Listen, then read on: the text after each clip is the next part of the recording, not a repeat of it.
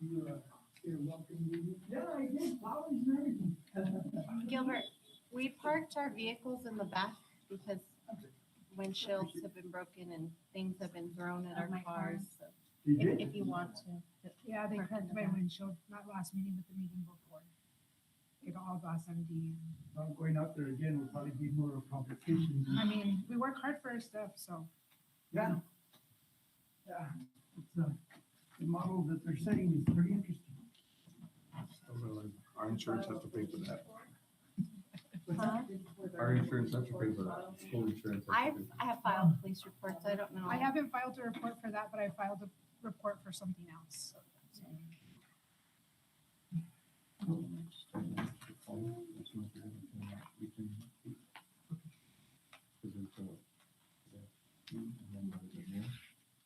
I'm wondering if, because we're no longer part of We are. the school board association, We are till, till the end of the school year. I Oh, think. okay, then, yeah, I'll go. Are we ready? Okay.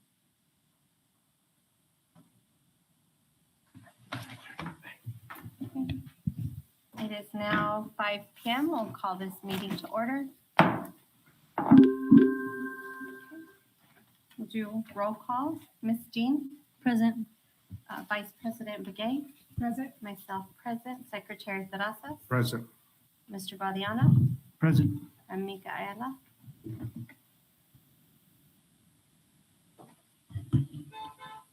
Present.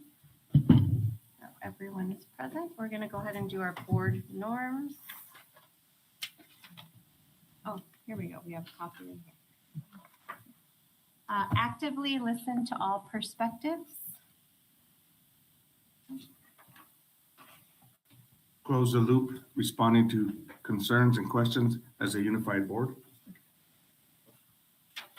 Model the professionalism we expect from all members of the district and community, customer service orientation. Assume positive intent. Be positive and responsive. Now we'll have the Pledge of Allegiance.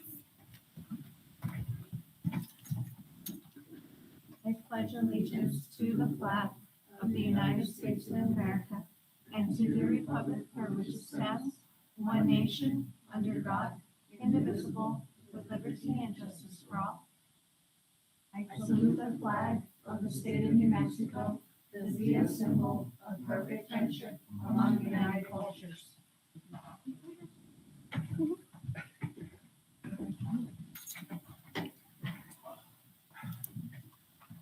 Okay. That brings us to public input on agenda items.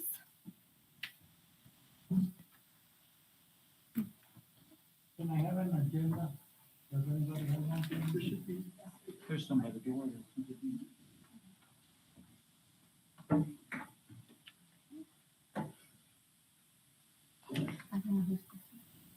Okay, that'll move us on to item 3, action items, approval of agenda items. Madam President, could I ask that we move the student representative report up to the next item, right after 3A? Okay.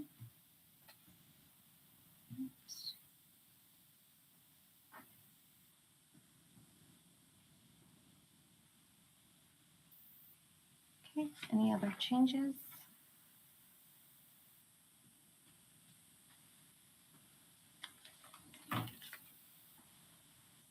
Okay,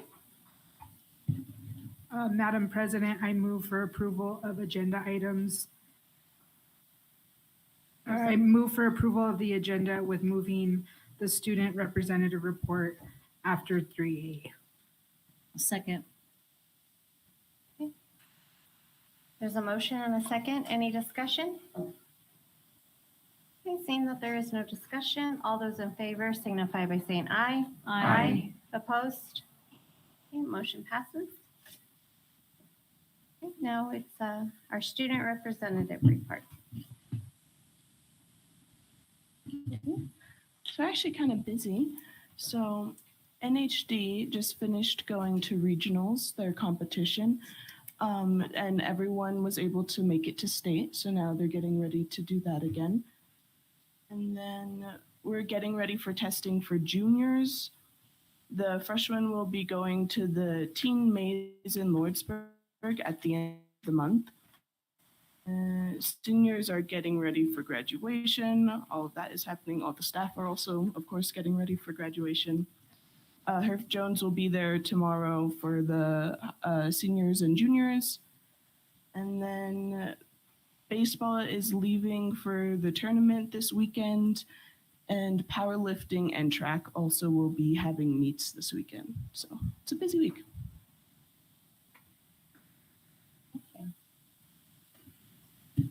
Are any of the meets local? No, none here. It's all away. Okay. Mhm. Okay. Thank you. Okay, that moves us on to number 4, unfinished business equity count.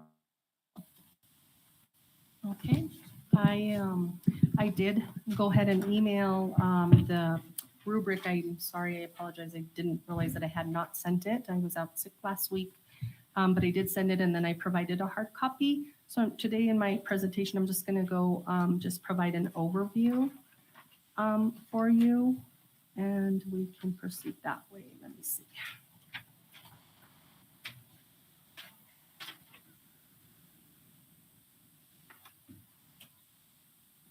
Okay. And so what this was is just a rubric of the team was asked to rate each category as always, usually, about half the time, seldom or never for each of the subgroups. And the subgroups were EL, English learners, Native American students and with EL categories, and then students with disabilities. And as you guys peruse through that, what the theme shows is for all of these categories, since we are a small district with limited resources, the items that say have all staff been trained, to address needs of this subgroup, those are the scores that were a little bit lower because it's not all staff. Usually in our district, it is specific groups of people. Like for our special education, I can speak to that. Our teachers, our EAs, our related service providers are the ones that are provided more focused training in the subject areas of special ed. Our EL department, the teachers, the literacy teachers are the ones that are provided the instruction in that. So if you go through there are some places where it says seldom or never, and that was the justification, the fact that not all staff is explicitly trained in every area. The other thing that brought about some low ratings were under the Native American subgroup is we address all students under our same department. So like for example, number 31, our district employs a director or coordinator who specializes in English language development and has expertise in Native American students. I did submit that as a never because we haven't had that specialized training. It's all the needs of all students. And so as we move forward with the Equity Council, it will be our focus and our job to look at how are we looking at things, how are we having conversations with our curriculum director, our finance director, to leverage money, resources for all these subgroups and make sure that we are providing the most equitable opportunity for all our students. So that's what this document was intended to do.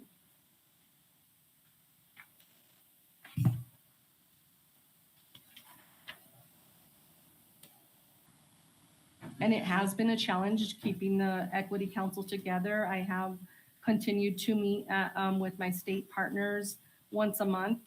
And they did encourage if one person shows up, continue with the meeting. If 2 people show up, if 10 people show up, just keep going forward and keep getting the message out there. So we're forging through. The next task we're going to undertake is the CLR framework, the culturally and linguistic responsive framework, that we're going to start working on that after spring break. And that looks at data, specific data. Where are the subgroups? What is their testing information? Well, how are they performing compared to their same peers? So we'll have data to look at. This was not so much data, it was experiential phone calls with my colleagues to say, hey, what are we doing in this area?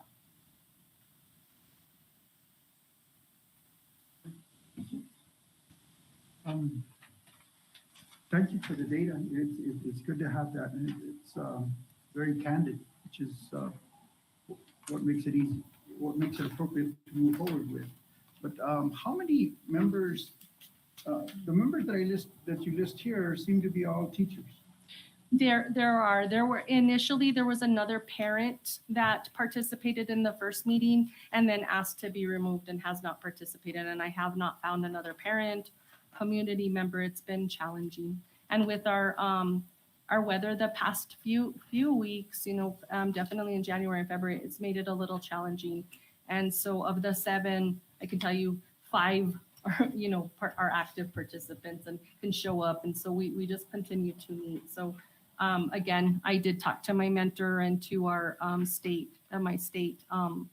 the state group, and they did say to keep going forward. It's a fluid group. It's keep pushing, keep up there. And so that's what I plan to do, is do some more advertisement for Equity Council. Perhaps when SNEL or one of the elementaries has another meeting, combine it with that. They give us some ideas for that. Ms. Begay, I did ask about joining maybe with another district, and they said that could be possible if we had the same needs, and then that would rely on like a good a memorandum of understanding and how we were going to leverage resources and things like that. So it can be done, but it has to have a lot of collaboration and participation. My concern is that the constituents that call me often are very genuinely interested, and their children are participants in the special education program. And I'm curious as to what kind of barrier is perceived or real that would not allow them to participate, whether it's something their own perception or whether it's something that's there. And the other part is that now this data has a whole different message, and that is one that is only by providers and is not as objective as having that of a recipient of the services that's being provided. And lastly, you brought up the issues having to do with Native American, and YASI has been in effect for quite some time. Yes. So are we moving in the direction where we're going to become compliant with that? And how much of the program is right now in compliance with where we should be? So and it's not just special ed, Mr. Golden. It's with all these subgroups across the domain. Yeah. And so all the committee members are to be from different, representing different subgroups. Okay, the English language learners, Native Americans, economically disadvantaged, and students with disabilities. So that's what's been hard to get people to represent to those in our community. I've had meetings in the evening with snacks, meetings in the early afternoon with snacks. So I don't know what it is. I mean, I know teachers and staff members, it's hard for them to meet anything during a school day. So that would have to be maybe on a PD day. And then parents with their schedule, it's been a challenge. Community members, I haven't had really a good response, but if you know anybody, I invite you to email me their name and contact number, and I can call them and see if they'd participate. My experience was I called a lot of people, and they said, "Oh yeah, we'll go. I'm interested." The principals gave me a list of names before, and at least 2 parent contacts, community member contact. And I did make some calls initially before our first meeting in October, had a lot of, yes, I'll be there. And then about 7, 8 people showed up, actually, because that one parent did show up. And then she asked afterwards that she couldn't do the commitment. She'd rather do her commitments in other places. So any ideas to help grow the team? Absolutely. The Equity Council is moving forward. Martinez Yazzie has been here for a long time, right before COVID. During COVID, I know there was a team here and somebody else was heading that up, and I'm not sure how far they got with things. Other districts are in the same boat. They're either restarting or have committees in place. So the state is recognizing that. And so it's not a matter of I got you. It's they want to see that we're making progress towards compliant and genuine effort. The other thing I did want to mention is that 3 of the teachers on that committee were able to, on Friday's PD, review the ELA curriculum, correct, Susan? And look at that. And I did get some feedback from Ms. Sandberg, and she said she really this helped her to be really mindful when she was reviewing the documents and reviewing the curriculum. And so that helped. And that might be the other thing, is that I send it and share it with Suzanne so that way she can share it with her teachers. And they're in the mindset of these are the subgroups we have to serve in addition to everybody else. And how do these resources, although they're vetted through the state, because that's how we get the recommendations for our curriculum, that would put their mindset in, does this cover everybody? What do we need to fill in the gaps? And so that's what I have found over the years. I haven't seen anything published either on our website or in the newspaper about opportunities to serve on the Equity Council. Maybe I just missed that. I haven't done anything on the news, in the newspaper. I have not sent anything, but on Facebook I had been doing that, and then now just by email. So I will get busy and send flyers and things like that again. So can I suggest maybe an option? I know especially with parents with kids in the evening, that they can join the meetings on Zoom or Sure. via video or whatever, just because I know that's a lot easier to manage Sure. than Sure. bringing kids and finding, babysitters. Sure. Thank you. That was my suggestion as well, and maybe sending out parent square messages at each of our campuses to try to get.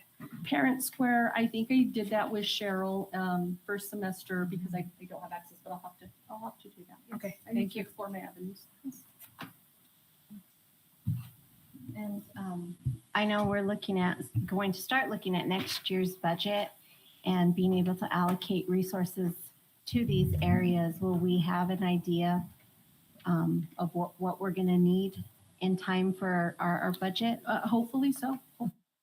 Okay, so especially when it comes, I know we're looking at the ELA curriculum. Social studies is going to be coming up indefinitely. These subgroups have to be have equitable access to the curriculum. Okay, thank you. Any other questions? No? Okay. Thank you. I appreciate your work on this. Thank you. That moves us on to 4B, camera systems now lobby.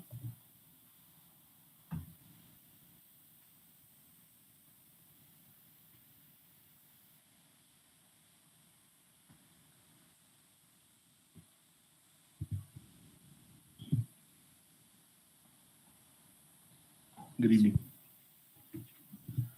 So I think it was 2 board meetings ago, and Mr. Corey gave an update on that. So I just wanted to give a briefing on what the camera system, what the little doorbell camera entails. This is a camera that sits above about 6 feet above where the doorbell button is, and the new entrance of snow. This is to be able to see if anyone is around anyone coming up to push the button. So they're not, the doorbell, you can see them through the camera, but you just get a direct view of the person that approached to push the button. So this camera that sits above and it sees the surroundings. So the secretary will be able to see, or anyone using any of the administrative staff there can see the surrounding of that individual approaching the door.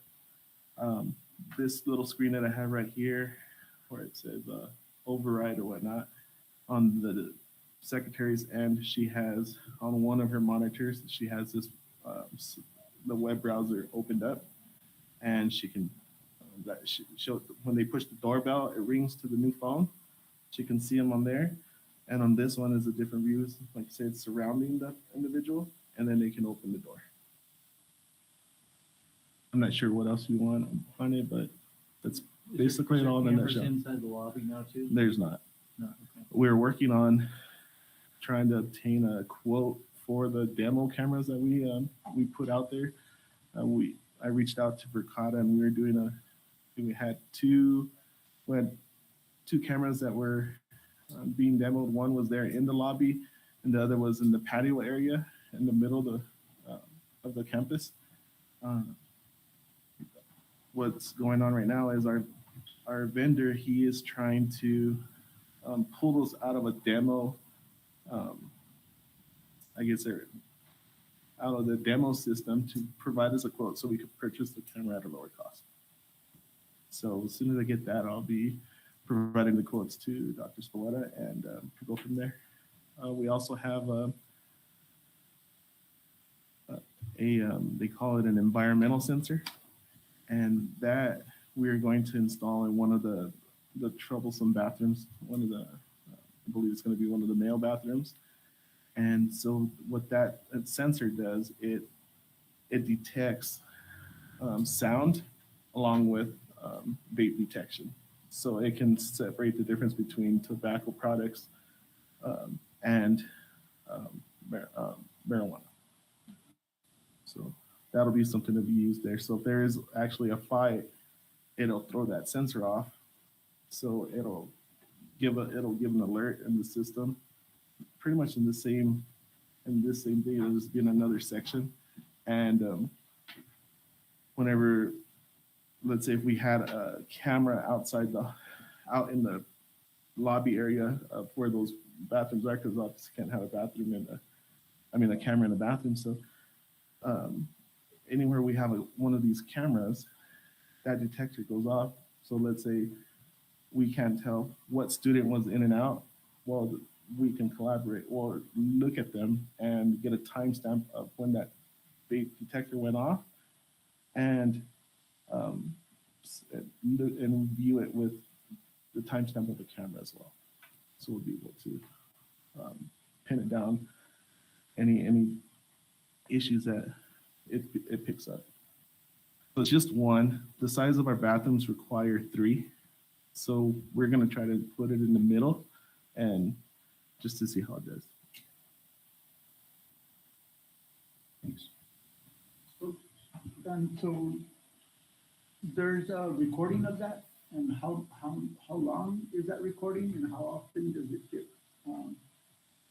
So every time someone approaches the camera or comes to that doorbell, it's timestamped. So every individual that's at that door, it's going to pick them up. You look at 322. There's Dr. Spoletta going into the building, pushing the button. You can go back. So where is it? This system, if once it's fully implemented throughout the district, this is part of that project that we went after for the legislative funding. If we go this route, all these cameras will be the same. So it starts to build a pattern of any individual that comes to our campus in a vehicle. It'll take the license plate. It'll start recognizing your profile. So, it'll familiarize itself. So, if there's activity going on, so let's say in this boardroom, we have those cameras. It never picks up awkward movement. But let's say I swung this way and it picked me up swinging this way towards Suzanne.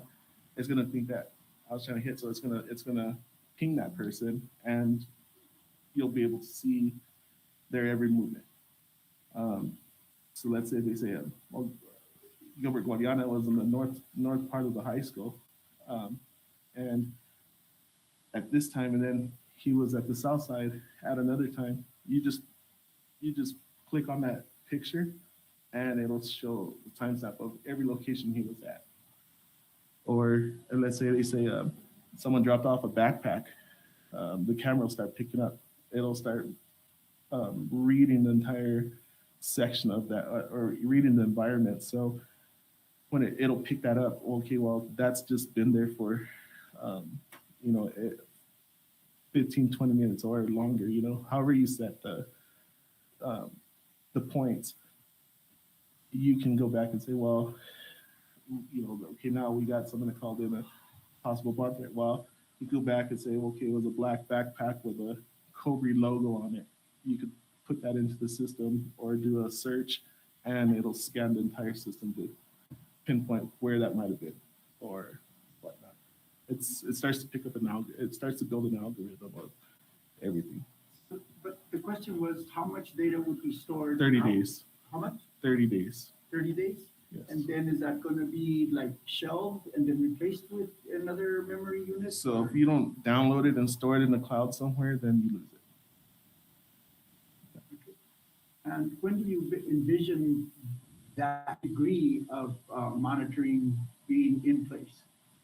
Well, if we get funding, that would take care of a vast majority. The tech bond money that would be available in July can cover the rest of it, if it doesn't cover the entire cost. Okay, I think Mr. Terrazas Going off also track. has a question. I just question, is it voice activated? So if they hit the doorbell and then could the secretary talk to them? Yes. What is this? So when the individual presses the doorbell button, it calls the phone and they can interact. The secretary will pick up the phone and she can interact with it. Okay, so like, I go to Snell Middle School and I'm here to pick up my granddaughter. That conversation would happen over the phone and then she would let me in? Yes. Okay, perfect, thanks. Yeah. And then any staff member, I don't have one with me, but there's a little card. So all the staff members at Snell have an access card. And then it's also Bluetooth activated as well. So I can send you a code, and you know when you have that app on your phone, as you get close to the unit, it'll let you in right away. One more question. Okay. Between now and the time that we start working on that system, what are the interim plans for getting cameras up in other areas? Or are there any interim plans? There are no interim plans at the moment. We can do demos. We can do reach back out to the vendor. Hey, they'll allow us to demonstrate any camera that they have in their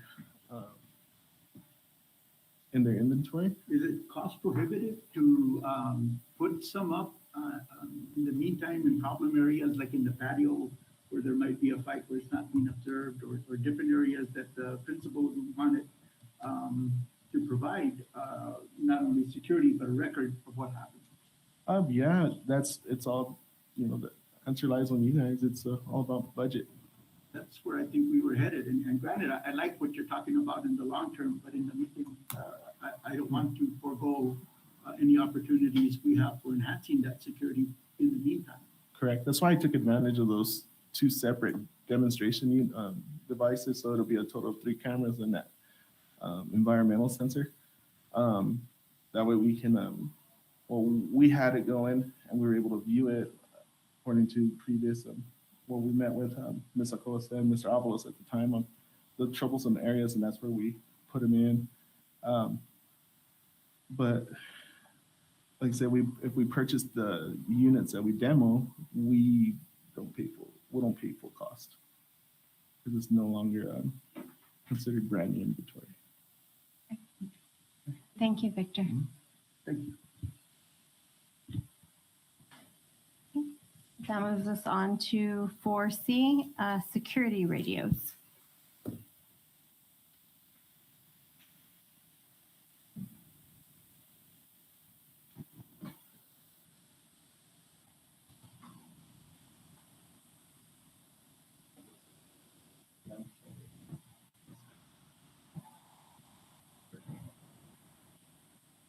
This is the card, in case you guys were wondering, for the door of Snell. So we get issued cards. That's what gets us through.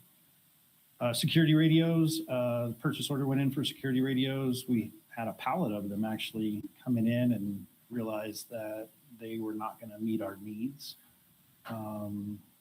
After consulting with a few of vendors, we realized that our channels would get hacked very easily. And so decision was made to go ahead and send those back. Found a new radio that we feel like will serve our needs, but they are very expensive. We went ahead and through the PO process and found out that I don't think we have the funding available this year to be able to purchase those. So I think that's probably high on the list for our next school year. The other one is safety plans. Do you want me to keep jumping here? Safety plans, they were all submitted last week. So all 6 school safety plans were submitted. So they were originally submitted in December. They are sent back to us for revisions. All my years of being an administrator, I've never got one through on round 1. So getting them back for revisions is a very normal part of the process. We've had 3 schools now that we've received our letters that the plans have been approved, and those plans have been coming through. So I would assume in the next day or two, or we keep receiving one about every 2 days, we get a letter that our plans are being approved. So 3 so far are approved, and hopefully the next 3 in the next week or so will get approved. If there's any deficiencies, the process is pretty quick now because the deficiencies are very minimal, that we can correct them and resubmit, and that turnaround actually could be very fast, like within days. So hopefully we'll have all those done quickly. And then just a little update. I know I missed you last board meeting. I was at a Safe Schools conference in Albuquerque, super informative. Learned lots of things, kind of the new things that are coming out, the new things that schools need to be worried about and concerned about.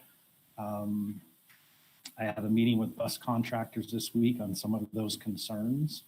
And so if you want to kind of explore that further, I would love to talk to you about that, but not in a public setting because I don't want to feed all the good information to our students on what we're doing and how we're doing it.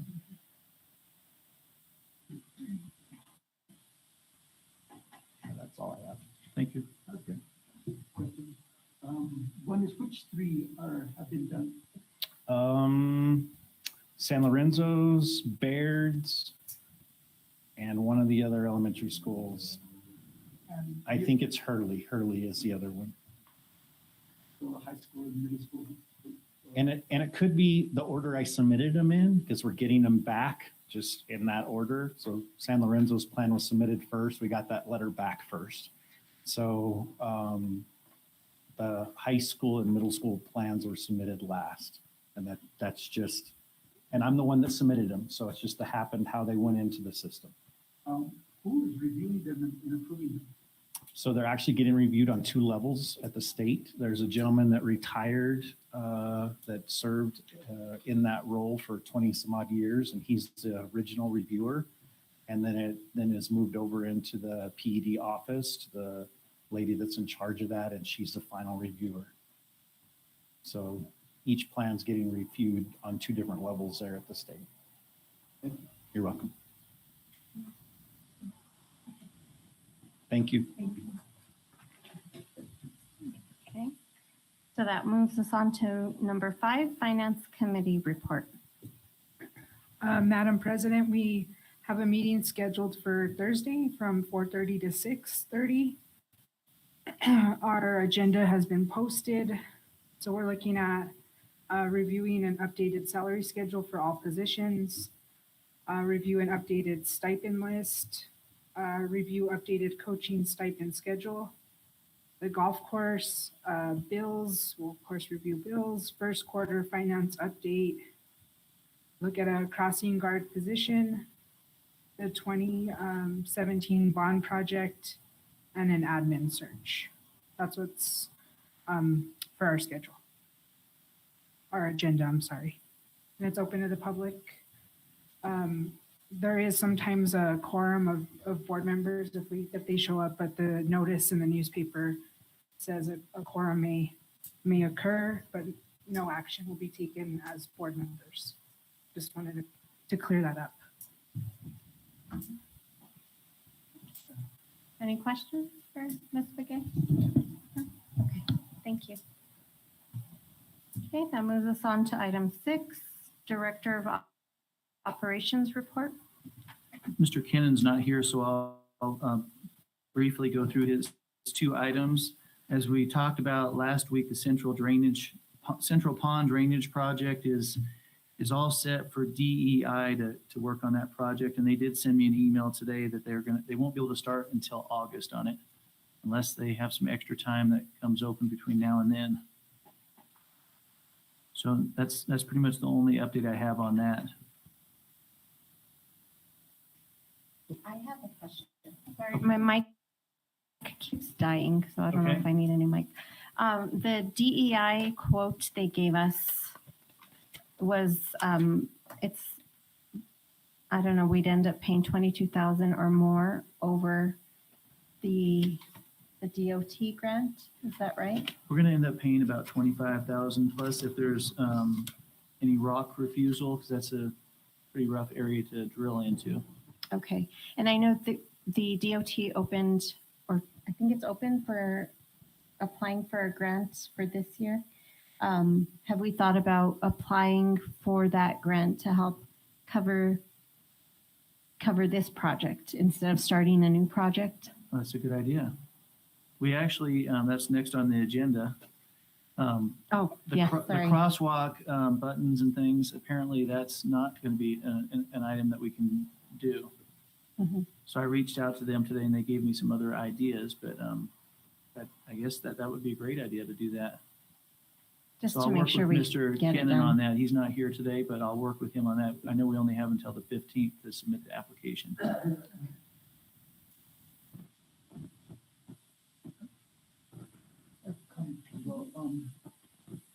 The vendor has been selected and we're going forward with that?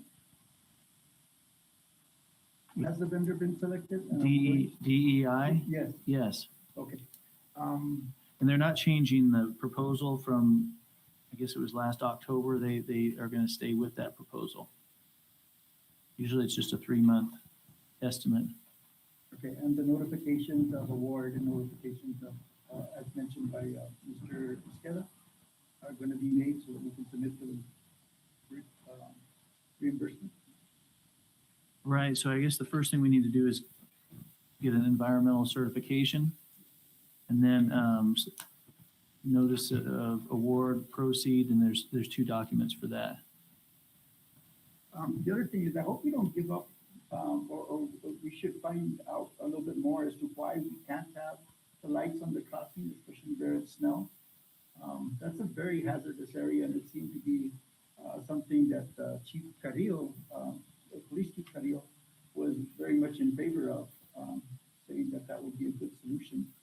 Because it wouldn't depend on somebody being there all the time. It's a push button thing. It only is activated when somebody needs to cross. Well, I didn't talk to them, Mr. Cannon did, but I'll reach out to the person that oversees this. Please do.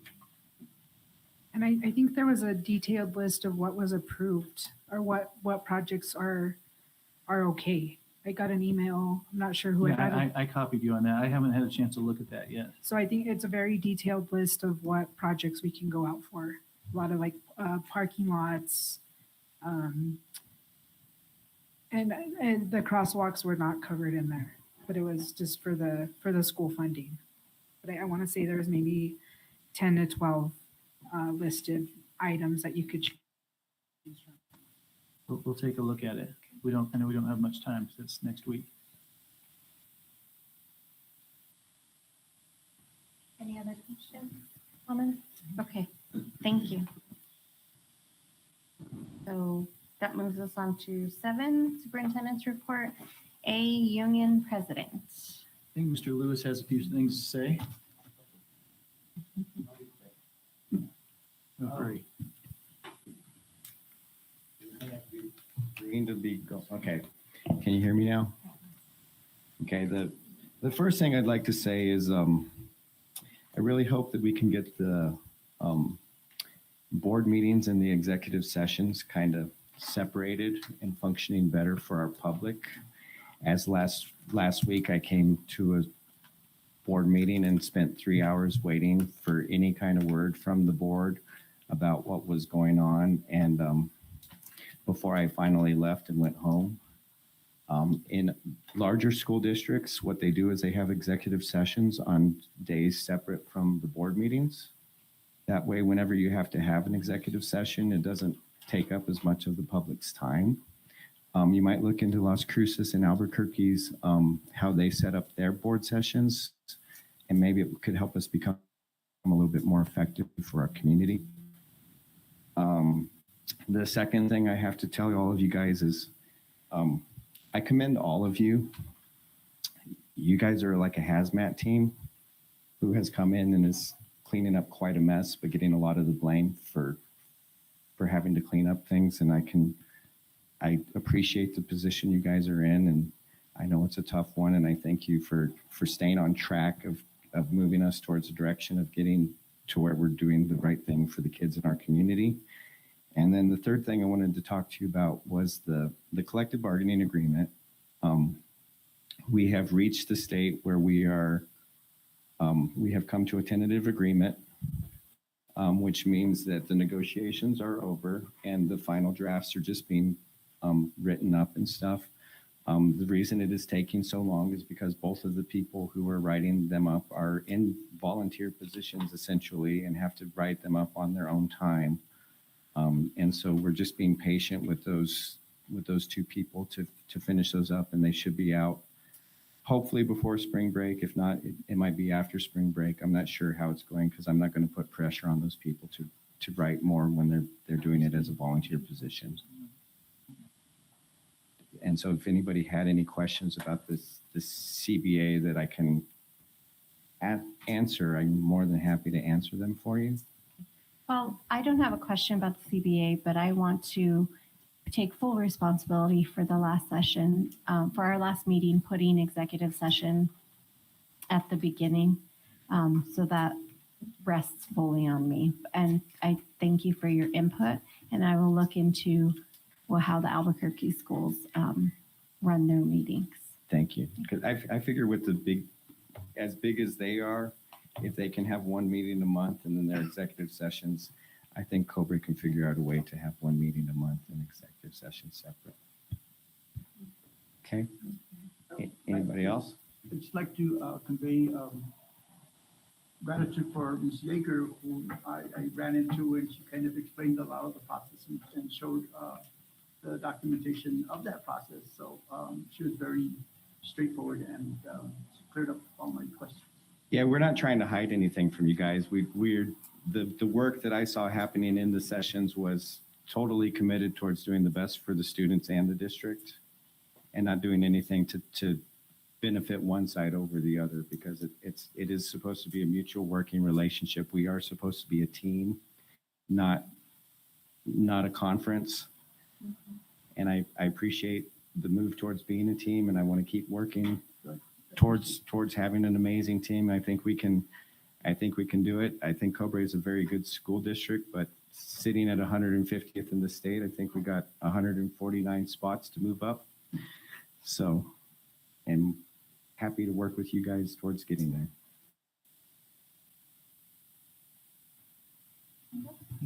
Thank you for your comments. Appreciate it. Thank you. Mr. Lewis. Okay, so that moves us on to 7B, post-entry plan. I've sent a handout. I think I actually put it in the packet last time, but there's a few extra ones that I passed down. I wanted to go through kind of where we're at on the post-entry plan. I initially found 8 key areas that were priorities. That's page 1, safety and security, special education, maintenance, technology, curriculum materials, food services, customer service, social and emotional learning, including bullying prevention and counseling. So I initially discussed those findings of my post-entry plan with the board on December 10th at our retreat, and then I later discussed it at the board meeting on December 12th.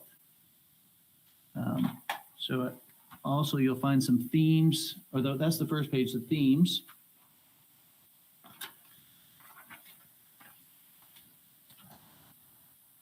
And I also shared the restructuring, intent to restructure and reorganize the district leadership team. And the goals of the reorganization is to create an administrative structure that provides for instructional leadership, educational focus, effective and efficient management, financial stability, and greater expectations across the district. So the very last page, or I guess second to last page, is the organizational chart that we discussed at the retreat, which changes the number of directors and coordinators. And this would also include, it's not listed on that chart, is a change in the assistant principal at the middle school and the high school, as well as splitting up the pre-K coordinator and family coordinator into two different positions.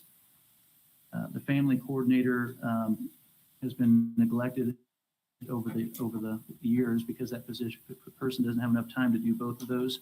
So the family coordinator would oversee a lot of the family involvement with the district, including a family center where parents could come and have resources and materials. The director of special projects would have many roles, and one of those roles would be student mentoring and safety too, as well as social and emotional learning. Part of this reorganization, well, I'm not sure if it's my idea or the board's actually, is the salary adjustment. So all of the final drafts of the salary schedules for all positions have been revised, and they'll be discussed at the board or the finance committee meeting this week on Thursday.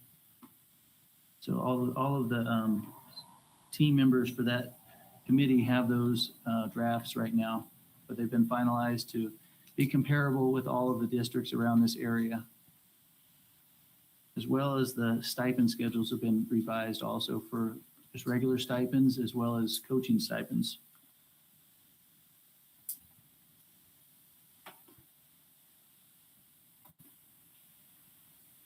So that's where we're at as far as the reorganization and post-entry plan process.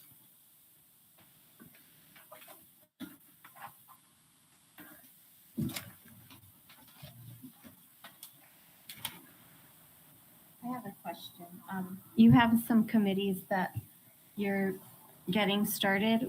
What dates, like when do you anticipate having those up and running? And I forgot to go through that. Sorry about that. Oh, that's so okay. I've had quite a few people sign up for those community members and staff members.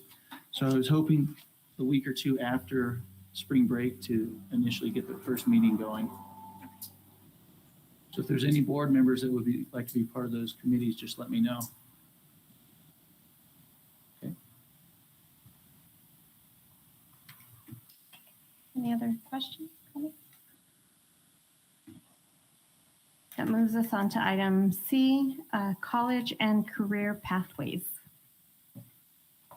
So part of restructuring and putting a focus on college and careers is discussing our pathways. So there's been a lot of meetings with the college, with the other school districts in this area, even with the legislators as far as making a Grant County technical school. Really putting a focus on college and career pathways is important in today's education. A lot of times, a lot of graduates find themselves without the skills they need in college or the workforce. So there's a pathways handout. I think this was actually last week in your packet. I can pass these out here again too. These are our current pathways, and this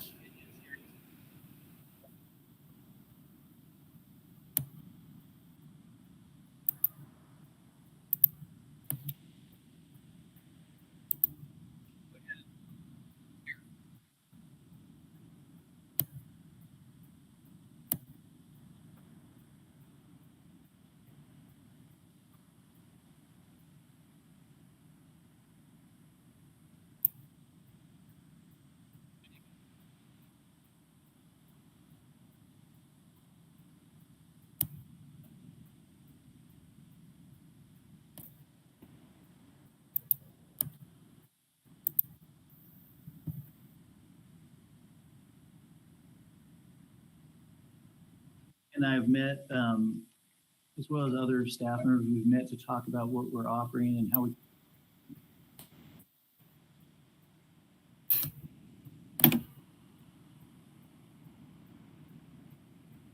program is currently going.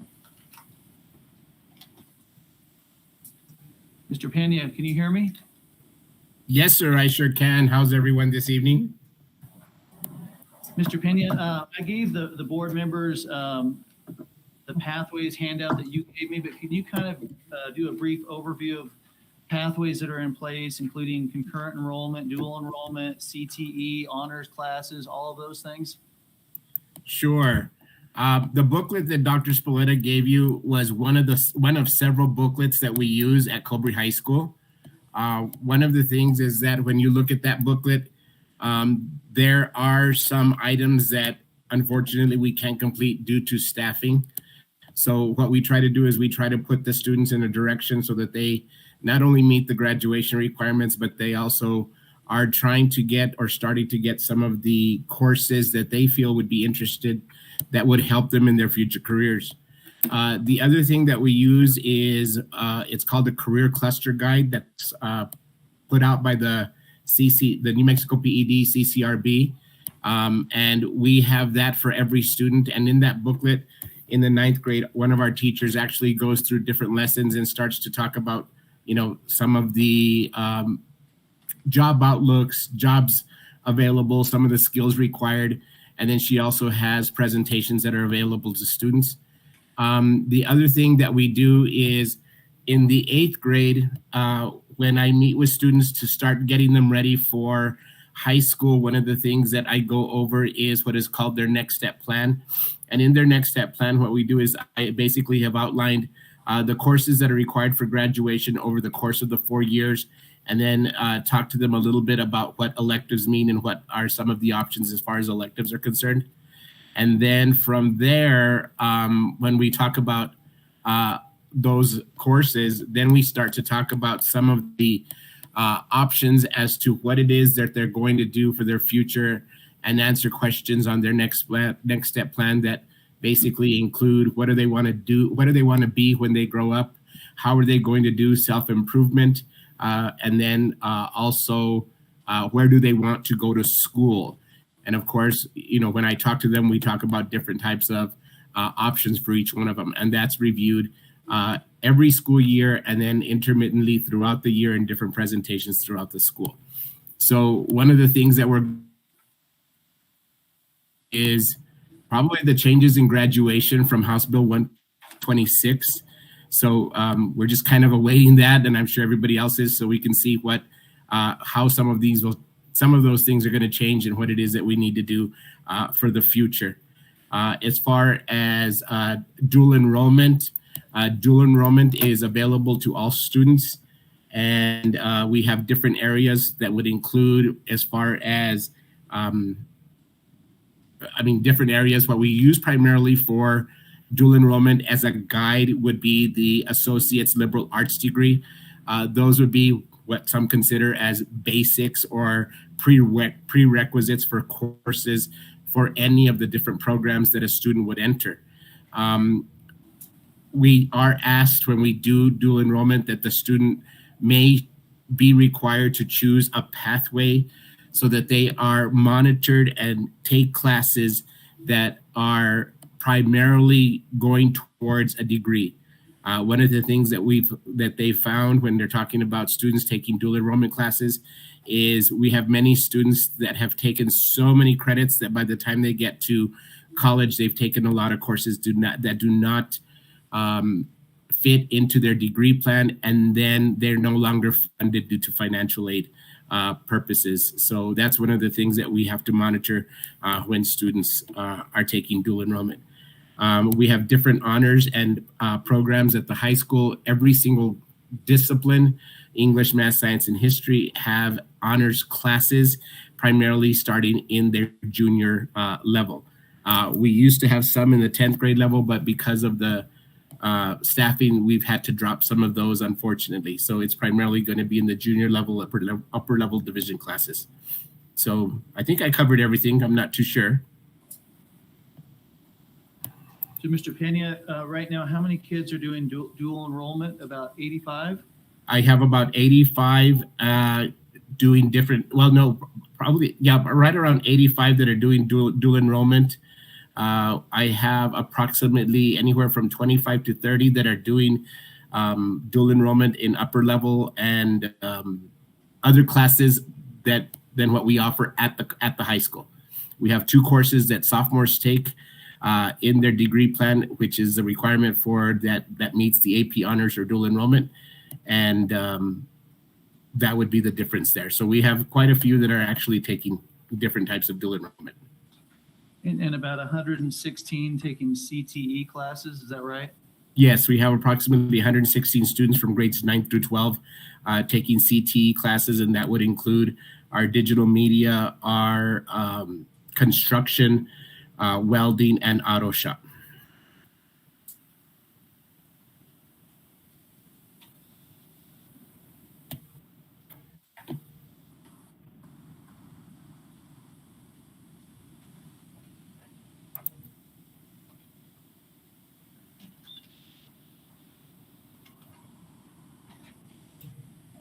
Does anyone have any questions?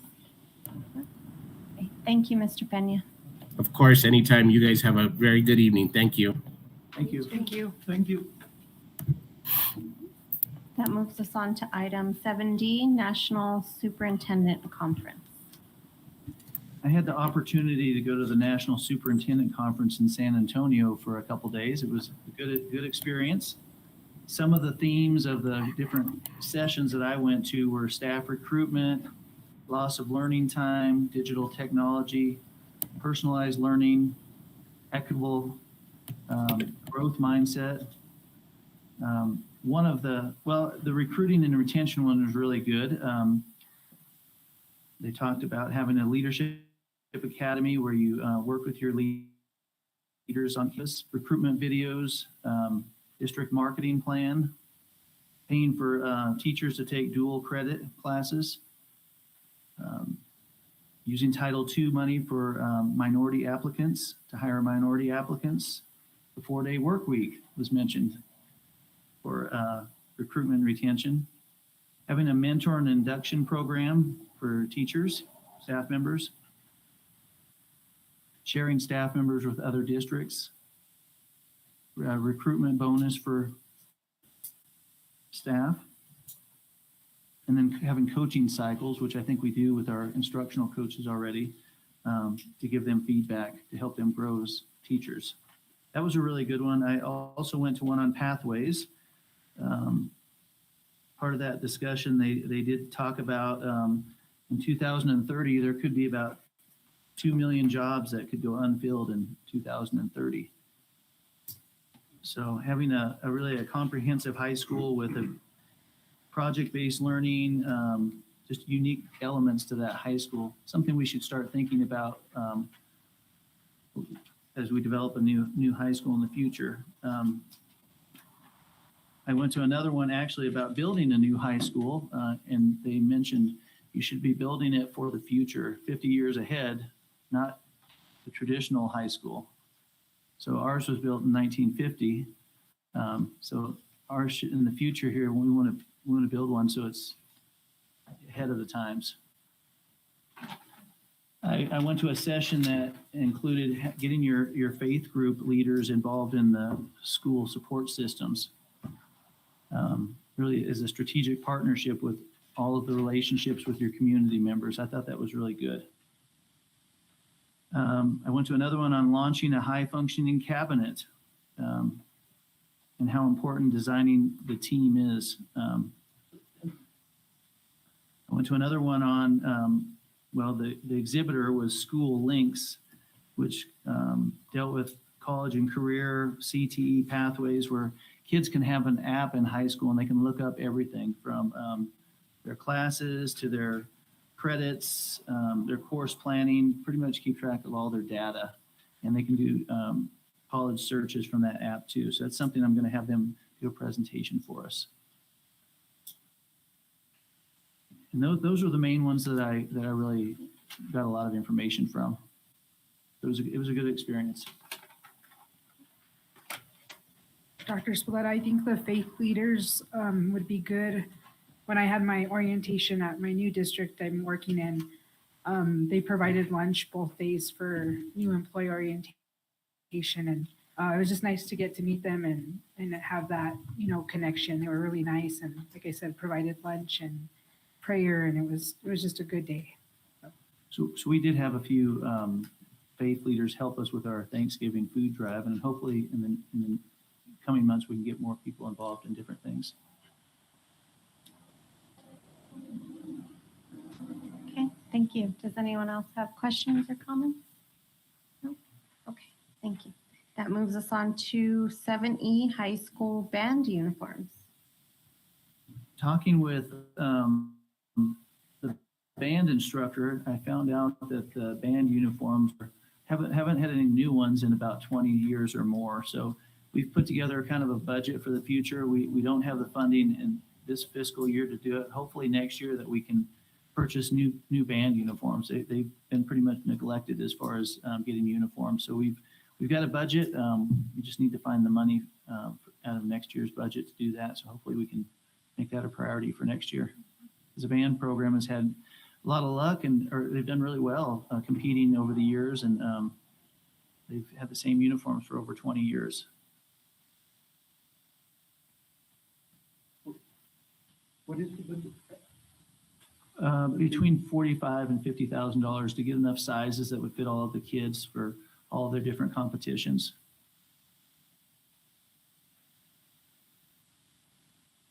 Okay. Thank you. And I know when I go to the high school band concerts, Mr. Bayard has what a percentage of their students are in National Honor Society and all the great things the band members are doing. So I think this is really important that we spend our money where our priorities are. I thought it was important too. Okay, that moves us on to 7F, human resources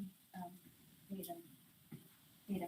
So we've had to hire some contractors to help us, and I just wanted to share that with the board. Irma Diaz has worked on submitting our 120-day report to PED. It's been submitted. I think there's a few little things that we're working on to clear up. I know that special education submitted some things today, but it's been submitted, and there's just a few things that we're fixing on that. But she's a contractor that works with another district that's helping us do that. Carolyn Vigil works in another district. She's helped us with the job descriptions, the salary schedules, to get those where they need to be. And then Carrie Heston also works in another district, is helping with some of the postings and HR duties. I wanted to share that with you.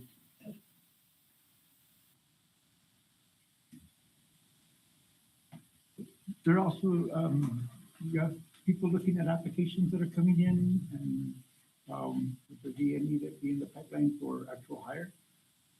Well, that's what I'm doing. I have a large pile. But there's quite a few, yes. I want to mention one thing. I wanted to commend you on the idea of having parents come in to help in the classrooms as substitutes. That was pretty creative, and I think it's a good way to get people to see the current environment and see where we're headed and what our needs are. I did that in Las Cruces. I sent out 14,000 emails one day, and next day I had about 100 applicants. But I've had a few here too over the last few days. Thank you. Any other questions, comments? Okay, that moves us on to item 7G, bond funds work session. I just wanted to make an announcement. I know that everyone's aware. We've discussed the elementary gym project and where we're at with the funding. So tomorrow night we have a community work session basically for the board, but a community meeting to get input. So where we're at with the bond money, the balance, what we spent on the different projects, and even the estimates from the very beginning. I think we have all of that to share with the community, and hopefully we can have some ideas from the community on projects to spend the remaining balance on the bond money for a capital improvement project. I'd like to clarify a little bit that at the last meeting, there was a lot of sense of urgency because we were already behind on the time frame, and we did, there was contact made with the bond council and with the public finance, school finance committee, and we're not in that time crunch that we were presented with. We are in a point of where our bond council had written a strategy for avoiding fines from the IRS by doing certain precautions that would allow us to continue using those funds without a penalty. And the problem with that is there was no end date. So the finance authority was going to look, ask their council, their bond council as to what would be a possible end date. But they looked at giving us a year to a year and a half to complete the projects. At least that's what we proposed that it might take.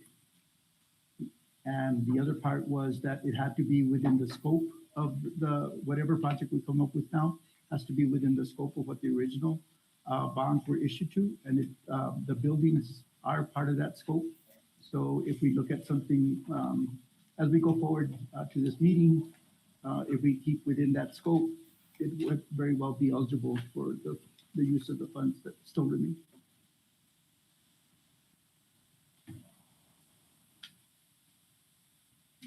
Any other questions or comments? No? Okay, thank you for the update. Dr. Spalletta, this is tomorrow, right, at Bayard Elementary? Yes. 5:30. Um, 5 or I think 5? it's 5. 5, okay. And a quorum might be Oh. present. Has Just to that make that, been, just to make that announcement. has that been posted? It has been somewhere? posted, yes. Okay. It's posted as a work session, correct? Yes, At Bayard Elementary. yes. All right, that moves us on to 7H, facilities use request. In your packet, there's a facilities use request. I think this has already actually happened. It just didn't get presented at the last meeting.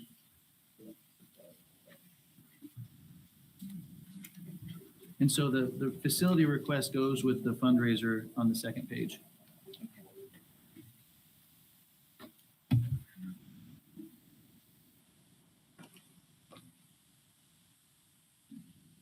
Any questions or comments?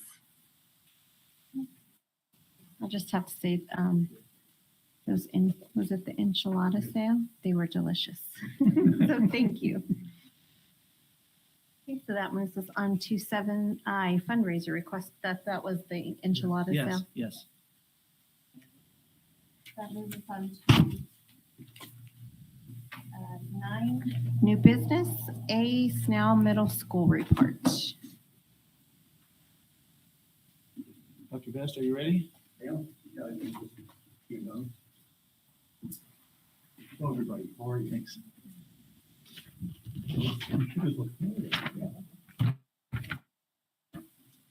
Great to see you all. Thank you for all coming over the agenda. Thank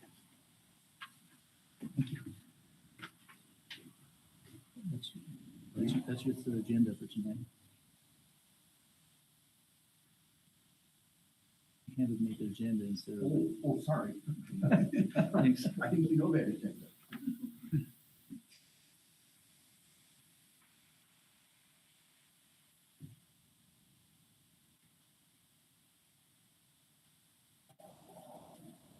Hey, and how's it going? One of my favorite people. Thank you. He is just, thank you. Yeah, thank you. Thank you. This, this document you see is the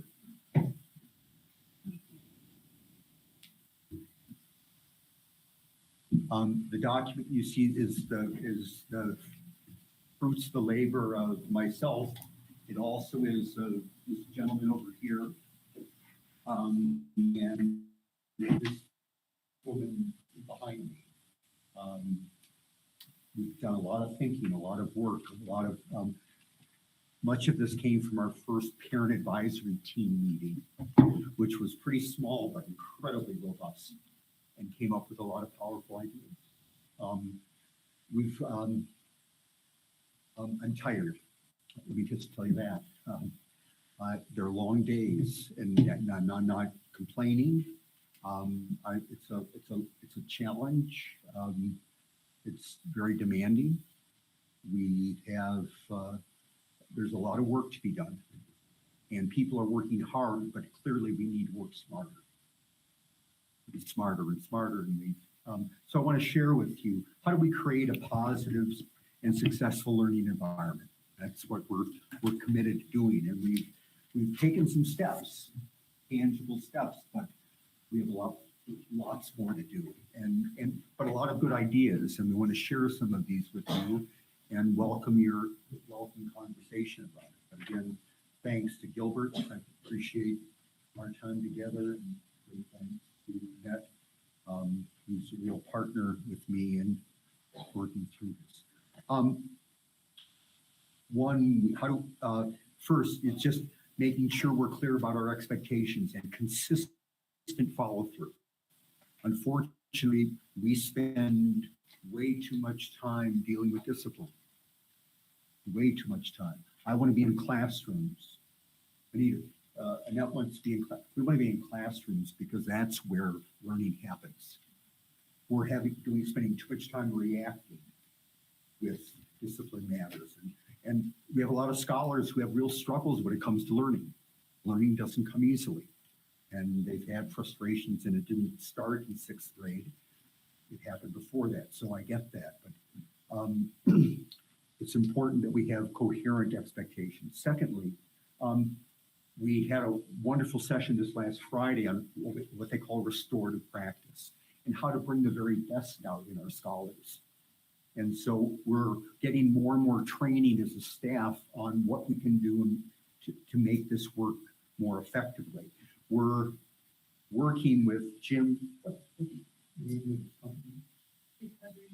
Recovery management is a really key. And Jim, the CEO of the company, is really worked with us on Friday on restorative practice. His staff have already created 3 working groups of about 11 in each group, counseling groups that meet once a week. And we identified scholars who we felt really needed that kind of support in helping them to make better choices, to mature, to deal more productively and effectively in challenging situations. So we were looking, in fact, we've created a wellness team of being one of here are 3 of the 8 members of the team, and we're going to divide up into groups of 2, so it'll be 4 groups of 2, and each group is going to take about 8 more scholars. So between all of our counseling groups, we'll have up to 70, 80 scholars who we feel are high need. And I can promise you we have that many who are of high need. It's a very significant amount, but we want to be very, very our message is that we want to be proactive. We want to give them the tools, the resources, the sense of well-being, the sense of confidence. Another strategy we're using, down to the 3rd bullet, is creating a mentoring environment. We've all heard about mentors. I'm going to be a mentor to about 8 scholars, which means I'm going to meet with them in the morning and talk about, okay, let's map out the day and how it's going to be. Lunchtime, we'll do the same, and then toward the end of the day, how did it go, and what did we learn from it, and so forth. The research on mentoring is really powerful. Scholars invest in themselves when they're invested in. Scholars invest in themselves when they're invested in. That's what we want to be doing. So myself, we'll be mentoring, and some other key people will be mentoring, so that the safety, we want to create a safety net that will bring out the very, very best in our scholars. We call them scholars for a very per specific reason. Every school I've been to, I call them scholars because it conveys the kind of message, the image that we're looking to find and create. And we are determined. And given that if you see a yellow Jeep parked in a parking lot over at Snell, you'll know they're there. And you'll tend to see that a lot. I'm not bragging, but I'm there every day, and we have a lot of work to do. We have a lot of work to do. We spend too much time dealing with discipline issues. We spend too much time dealing with kids who really struggle in terms of what they bring with them from home. So we hope to be able to work with, if you take a look at the third from the bottom, working more intensively with parents and guardians about how we nurture the very best in the scholars. They need help. And they may not recognize that they need help because what their children bring with them is just cannot work in a school in a productive way. One of the things that came from our parent advisory team meeting is that if I was a student going to Snell, would I really be enjoying myself? And the answer is we need to do more. We need to do more to make it an enjoyable, engaging learning experience. And so in terms of how we, it's just not a sit and get and just do worksheets and things like that. And it's not that, but we need to continue to look at how we make this a more engaging and interesting and interact. So we're thinking about after school. We're thinking about weekends. So clubs, a lot of our kids like to play chess. I've never been a big chess aficionado, but sports dodgeball tournaments. If anyone wants to come join a dodgeball tournament, you're welcome to. Beware, they're pretty good. But other kinds of things. And we're going to the, Jeff, at the end of the month, the 150 kids who are going to. The high school student said it, and I can't remember the name of it. Yeah. Teen Maze. Teen Maze. So In Lawrenceburg, we're going to bring about 200 kids between the middle school and the high school. Yeah. So we want to fill our life with it. So I've, this Wednesday, if you want to wear your pajamas, we're having movie night. I think it's, well, we have some big decisions to make in terms of what PG-13, by the way, movie will be viewed. Shrek is sort of the top. Shrek 3, I think, is sort of leading the way, but we'll see about that. But I'm trying to do something every couple of weeks, and so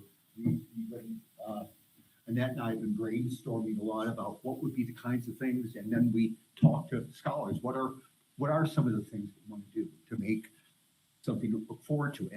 And the only way you get to come is you can't have any referrals. So we raise bar so that those who deserve to be there. We need to enhance the quality of instruction. I'm passionate. That is my forte. I think that's what I do best of all, about good teaching. Good teaching transforms lives. Not sit and get, but where students are writing, right to learn, and where students are conferring. After they've written and reflected, they then confer with their thought partner. He's one of my favorite thought partners. But that's the number one factor of getting into, staying in, and getting through college, writing. Second factor of getting through, staying in and getting through college, being able to work well with other people. So our instruction should reflect that. And so it's doing more and more of that, but still not enough. But that's a big focus.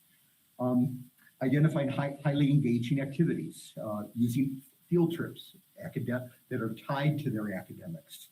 And there are a lot of pretty cool places in New Mexico too that would really fit within our curriculum. And so I think that will be important. And other kinds of technology resources that are,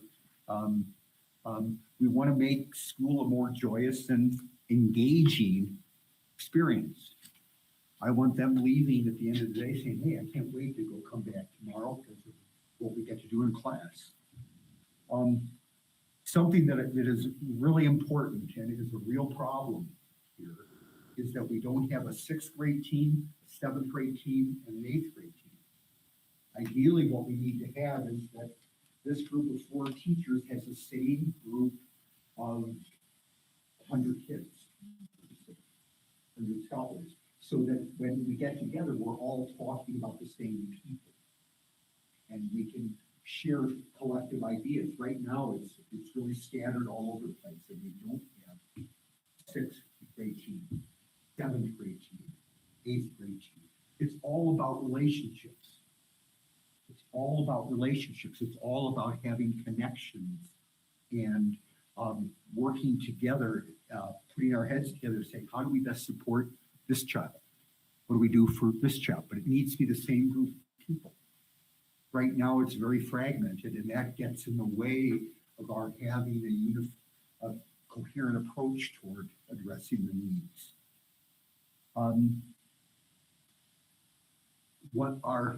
We even debated this morning of taking 3 minutes off each period and creating a 25-minute advisory period.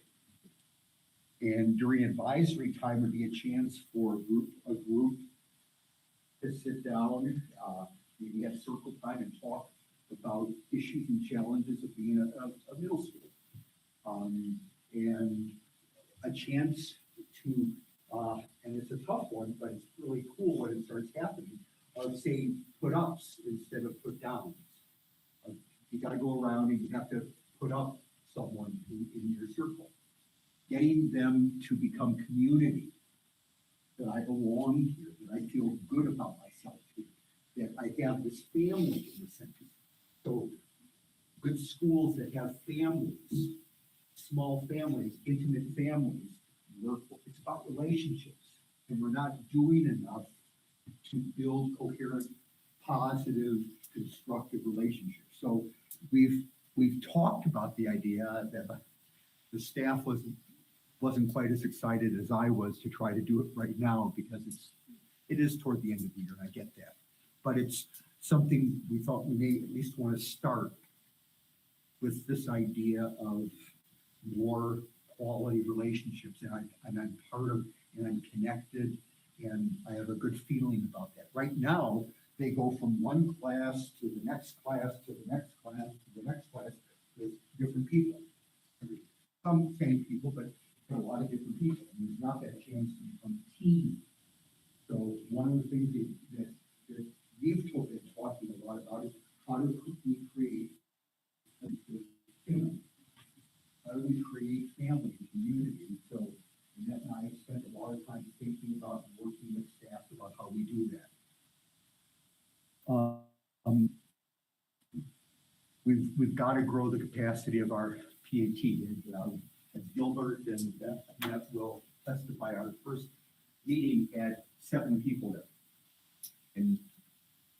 But I'll tell you, we got so much done with those 7 people, coming up with ideas to make the experience a more joyous one. I can't wait till tomorrow because I look forward to coming back. And it's hard to build. Just looking at this week, we didn't have school on Thursday, Friday, Saturday, Sunday, 4 days out of school. Very hard to create momentum. I have real issue with 3-day weekends. I'll be honest with you. I don't think it's best for kids. It may be convenient, but I don't think it's best in terms of building high quality learners and scholars. So whatever that's worth. We need to work, as I shared, more intensively with parents and guardians about what does it mean to parent? How do we parent? And for all of us to come together. When there's a basketball game, of course, the parking lot is full. when we have a parent advisory team meeting, we have 3 cars. So we have to put a priority on parenting. That we have to build higher expectations on what they need to step up and do. And I get a lot of grief at times from parents about, well, when I talk about in school versus out of school suspension, and there's a part of me that prefers in school because at least we have more control over what their day is going to look like. But I also at times want to make it a bit inconvenient for parents to get the message across that their child, we need to have higher expectations for our scholars. So we need, and I know I got such a great team, and no one works harder than I have my game calling in my computer, but she's been such a great partner to us. She's put up with me in learning my way around New Mexico with things, but we need curriculum. We need quality curriculum. I've always worked in schools where you can go by the standards, but that doesn't, there are many teachers simply going by the standards doesn't equip them with tools for how do I make that engaging and learning and fun and worthwhile and relevant. And so we need quality curriculum. We've never worked in a district with less curriculum in this district. It is a problem. It is a problem. And we cannot continue the same way. And I'll be real frank with you. I need to be working in a district that's committed to best practices. And that's one best practice that I think is really important. Adopting technology tools. And first of all, I think we should adopt, you talk about charge stations. Shouldn't be taking their computers home because of the annihilation that tends to occur over the course of the year. The number, I mean, if you should see just the number of computers that are damaged is just amazing. And I think it's, we don't even have Charging what do you put them in? bookcases, Book, yeah. They're not even protected in a bookcase, in a hand case, which you can get very nice ones that are not all that expensive, but we're just asking to be trouble. And having charging stations, I can't tell you how many kids show up to class. Oh, I forgot my charger, or it's not charged, or it's whatever. I mean, we lose so much in terms of what we can accomplish, and scholars can, by practices like that. Finally, there are some great tech tools, and 3 of them I'll mention. iReady. My school in Hartford, outside of Pennsylvania, outside of Philadelphia, became an exemplar charter school, and with the same demographic, the same level of poverty that we have here. And we used iReady, which is you do reading and math at your instructional levels. You work at your every day. You work at your instructional level, and it gives you very targeted, very efficient, effective kind of instruction. We desperately need a program like iReady. It is being just many districts have programs like that they can use technology as a way of the teacher. If I have 25 kids, I have kids working at all different instructional levels. I've got this technology tool that can really make a difference and really give scholars, and the cool thing about it is that the iReady standards, at least in Pennsylvania, were perfectly aligned with the Pennsylvania state standards. And we became a nationally recognized school for improvement. IXL does both math and so iReady does math and reading, so does IXL. Epic is amazing. It's a reading program, and where you do online, you take an assessment to see what level you're at and what your interests are, and then they'll have like 500 different books that you could choose from online, and you can do it at home. I mean, every child at home should be reading no less than 30 minutes a night. Every child in this district, every child should be reading no less. If you want to become an exemplar district, we have to have exemplar practices. And I want to push you hard on this. And I know you're committed to doing what's best. I know that he's committed as a superintendent. I know that we are, I know the three of them very much are very much committed. So I'm excited about that. I know as a team, the two of us we want what's best for our scholars. We can't do enough. There's a lot of work to be done, an enormous amount, and there's an urgency to it. And I know an urgency, and I'm not putting pressure on it, but I guess I am putting pressure. I want to be in a district where there is a real commitment to best practices. And I don't say best because that's my last name, but it's best practices with a small b. And I think in here there are some real essential best practices. And I'm hopeful, I'm encouraged. I've met some wonderful people since late November. Here's a guy talking about someone who really cares and has cared for so many years as part of that. And working with Annette as a real partner in that process is really, really important. And, you know, the people here, and there are some days that the doctor and I probably talk on the phone 15 times. Yep. So we have a favorite place to eat. We found, in fact, we were eating in the same place a couple of weeks ago.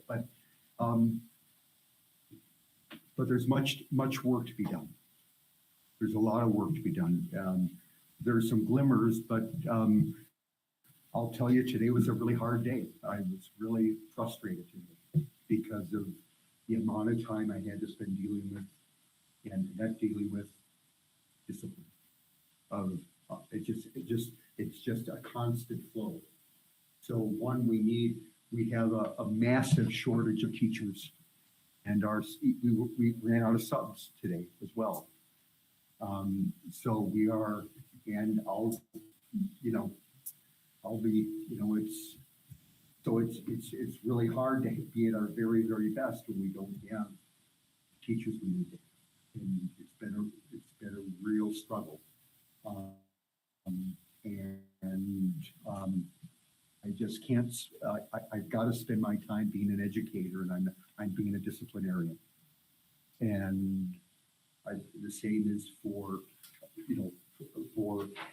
Annette wears many hats, I wear many hats, but most importantly, we need to make sure we create the right kind of environment where they can thrive. And I think the one thing that I appreciate about, I've got a staff that cares deeply. They really do care. They got big hearts and they want to do whatever they can. And I know we have a board that is committed to that. I know we have a superintendent is, and we've got a central office team. So thank you for listening to this. I welcome any questions or comments. Just a comment on Friday night.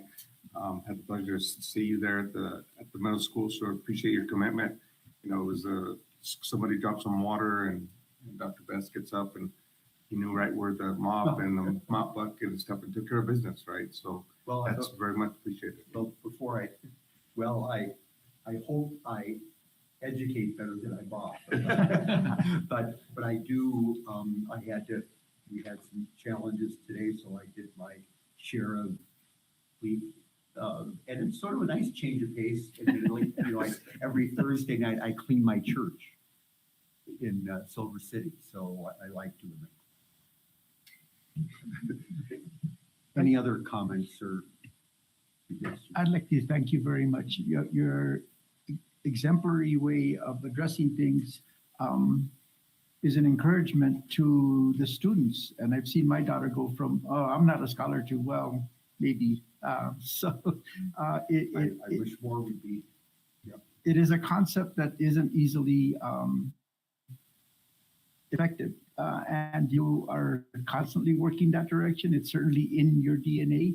And I appreciate all the time that you spend there and all your creativity. This is the most, in my opinion, it's the most challenging school that we have in our district. And there are days where I think, what have I gotten myself into? And but one of the most glorious things are my celebration calls, which I do every Saturday, where teachers give me the names of scholars who are doing well or getting better, or something positive. And so you can never do enough of that kind of being positive and finding good things. And lastly, I would say that I appreciate your candor. You have used the messaging system to tell people where we're at. And so I've got to go. And if any of you want to wear pajamas Wednesday night, please. We would love to have you. Okay. So thank you all. Thank you. Thank you, Dr. Best. So that moves us on to item 10, public input items of concern. Mr. Uzzaro. Thank you. There's a form for you to fill out. You can do it. Oh. You can do it after. Okay. But if you want to come to the podium and make sure the mic is on, please. Do I have to stand up? You can. Can you take- hear the mic? Well, it's for our view. It's for YouTube and our Google Oh. Meet so that they can hear you. But if you hand it to me. you can. That's okay. I'll stand up. Testing 1, 2, 3. All right, as I look around, I'm probably a lot older than most of you. All of you guys know all those superintendents that are there in the lobby. Actually, I've talked with them. I've dealt with them throughout my life. You guys only see their picture and, oh, he was here then. Well, those people in that lobby are people I used to talk to. So there's been a lot of superintendents while I've been around. I've gone through a lot of school boards too. And, I've been around and all, and actually the talk was when the school boards ever saw Vero coming to a school board meeting, the talk was, there's something going on for Vero to be here. Okay, well, yes and no. First of all, I'm very interested in this school because to tell you the truth, I feel this is my school. This is a school that belongs to us, the people here, the kids, the community. You guys are elected to represent what we want. We talk to you, we try and give you ideas to help us out, get this school better.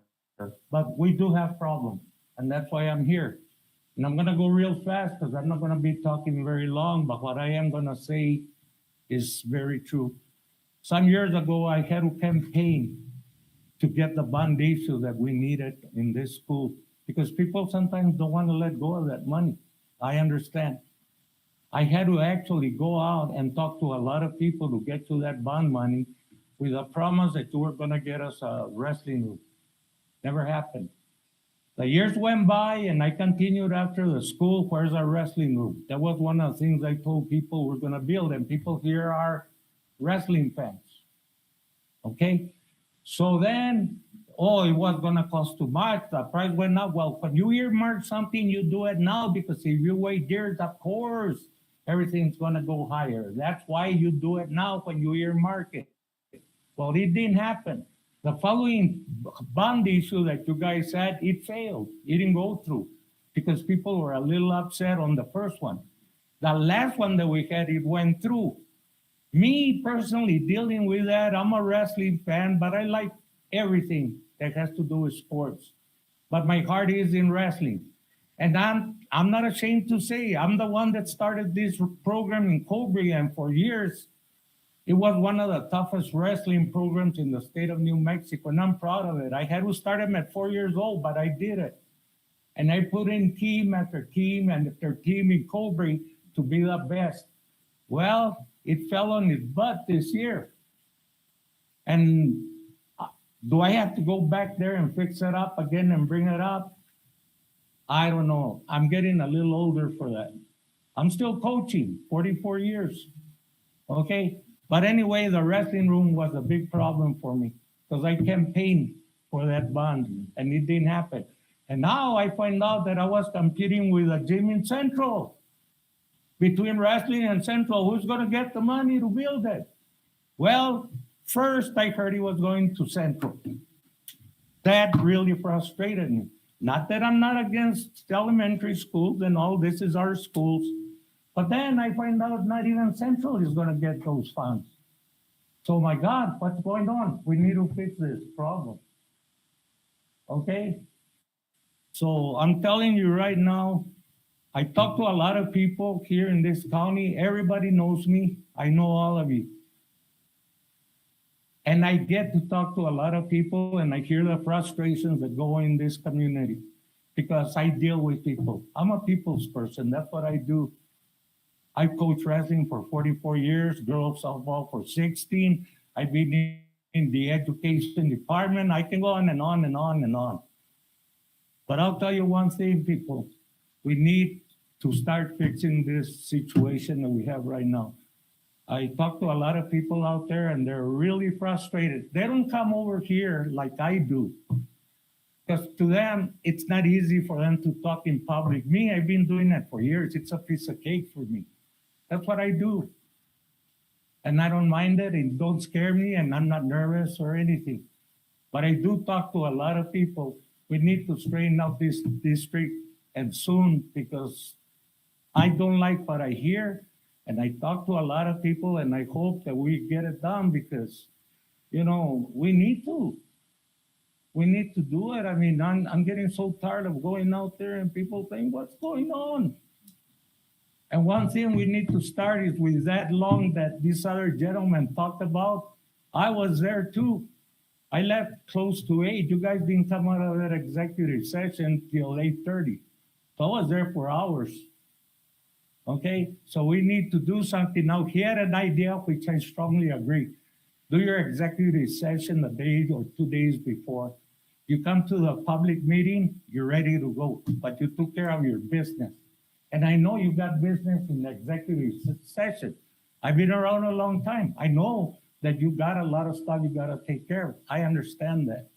But if you can do it that way, and when you come out for a public meeting, we're ready to go because that frustrates people too. I had other people sitting there with me, people that I've known for 100 years. They left too, but they were waiting for you to come out like I was. And it got to a point where I says, I don't even know at what time they're coming out, and I did. So I eventually left, but I wanted to attend that meeting. Of course, I understand that you tabled some of the things because you ran out of time yourselves. But I'm just telling you people, these are some of the things that we need to take care of. And I know that blah, blah, blah, blah, blah, blah. But you know, if you want the people to work with you, which we should, this is school. But we need to work together as a team. And sometimes, believe it or not, it starts with these meetings. And then we'll take it from there. Now, as far as me being head, I run a lot of programs. I've been the head man and all that. Doesn't bother me. I can take those responsibilities. But I do know once I grab that responsibility, I got to do what's right to make it work. And you know what? I made everything work that I had to deal with. Doesn't bother me. It's something I've done all my life. And you guys that are sitting there in the board, I appreciate you taking your time because it's not easy. I understand that you got so many things going on at the same time and different people and all, but you know what? My philosophy is this, and I stand by it. If we can put a man to walk on that moon, which we did, we can do anything. But we gotta put our mind together and work as a team, because if we don't, people, we won't get there. There is no way that a school system will get there if we don't put it together as a team. The board, the administrators, the parents, the kids, and people like me. They're going to hiding for a while, and then suddenly I have to come out of my cave and forget about drinking coffee and eating donuts, because I gotta come to the school board and say my mind, and I'm saying it. And I'm not saying anything in a negative way or anything. I just wanna be part of that team also. And I think all of you do too, but we need to work together on this. We can't just be second the motion and all that, we gotta make it work. But it's your responsibility to lead us too. That's why you're there. That's why we voted for you. Because we think you can do it. So do it. You guys can. Don't be afraid of it. Just get that horn, that bull by the horns and wrestle him to the ground. That's how you handle it. All right? You guys are good people. I know I know all of you. You are good people. And I thank all of you, because I know you got a lot of responsibility. But I think we all do. This is our school. This is our community, and we got to do it. All right? It's for the kids' sake. We went to school. Now we got to think about the kids. What can we do to better the school system for the kids? Because we already educated ourselves. You know, those hats and the tassels and the degree, you know, we've done all of that. It's the kids' turn. And believe you me, I'm all for the kids. I spend all my life working with kids in one way or another, and I'm still am. Move that we go into executive session for the reasons listed. I'll second. Okay, we have a motion and a second. Any comments, questions? No? Okay, we'll do a roll call vote. Ms. Dean has at 6:50 p.m.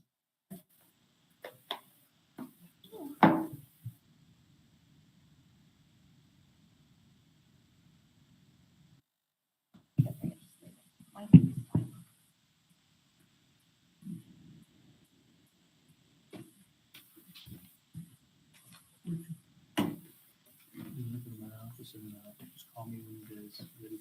Sure.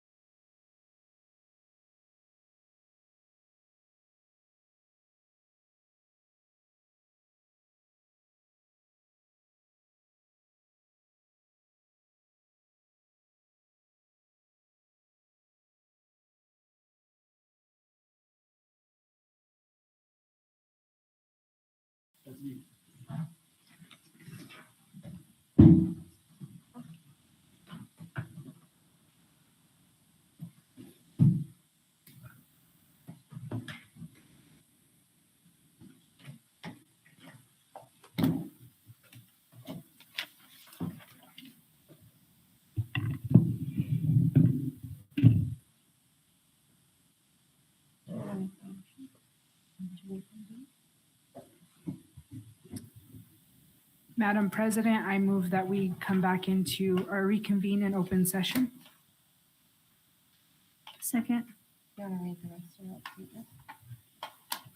Madam President, I move that we reconvene in open session at the conclusion of the closed session for statement affirming that no action was taken in executive session and that discussions were limited to personnel matters.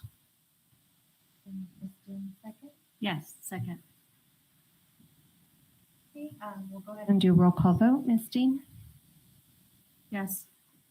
Vice President Begay, Yes. myself, yes. Secretary Terrazas, Yes. Mr. Guadiana. Yes. Okay, motion passes. We are back in open session at 7:20 p.m. Okay, that moves us on to 13. Action item A, discussion and possible action to. Madam President, I move that we authorize the board president to work with legal counsel to prepare findings of completed investigations for parties. Okay, is there a second? Second. Okay, Ms. Dean. Yes. All those, well, any discussion? No, okay. Ms. Dean. Yes.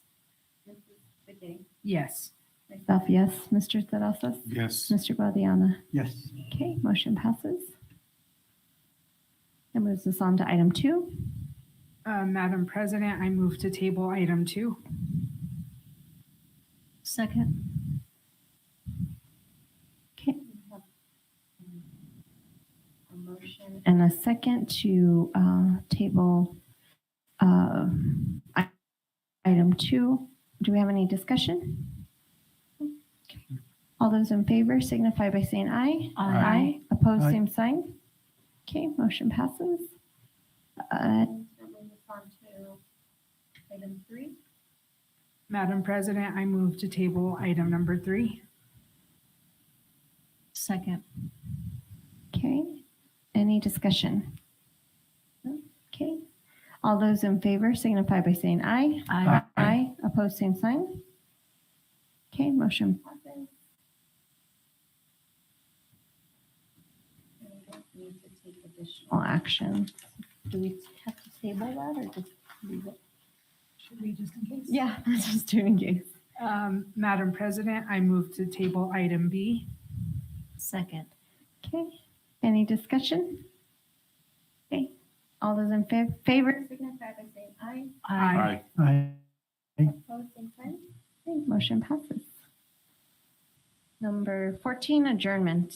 Madam President, I move that we adjourn. Second. Okay. All those in favor signify by saying aye. Aye. We're adjourned at 7:22 p.m. I don't know if my mic